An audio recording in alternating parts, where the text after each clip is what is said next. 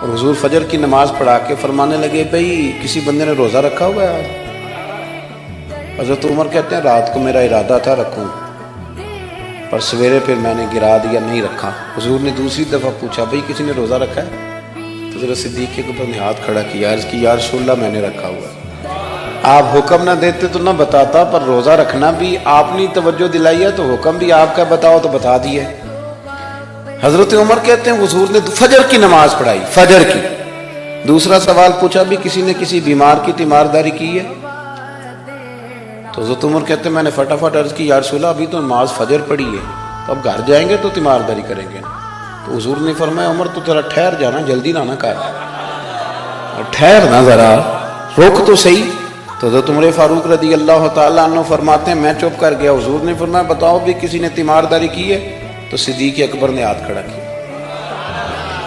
عرض کی یا رسول اللہ عبد الرحمن بن عوف رضی اللہ تعالیٰ عنہ 2-3 دن سے نماز پڑھنے نہیں آ رہے تھے، رات میں نے پتہ کرایا تو پتہ چلا بیمار ہیں، اور حضور مجھے یہ بھی پتہ ہے وہ میرا یار ہے، مجھے پتہ ہے رات کو جلدی سوچا پر تہجد میں ضرور اٹھتا ہے۔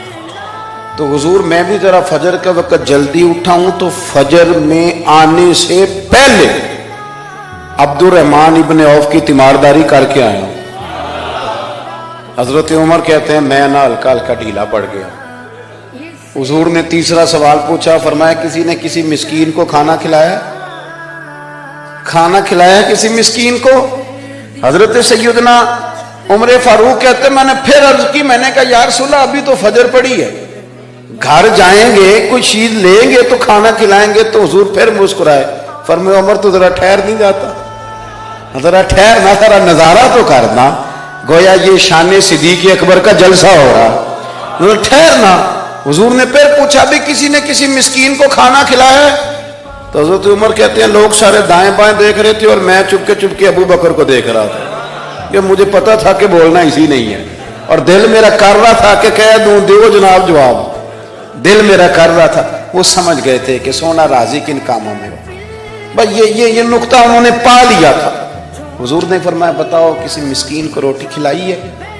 تو جناب سیدنا صدیق اکبر نے ہاتھ کھڑا کیا، عرض کی یا رسول اللہ سویرے اٹھا ہوں تو چھوٹا بیٹا بھی اٹھ گیا تھا، اور میرے وضو کرتے سنت پڑھتے ماں سے کہنے لگا بھوک لگ رہی ہے، تو ماں نے 2 روٹیاں بھی پکا دی۔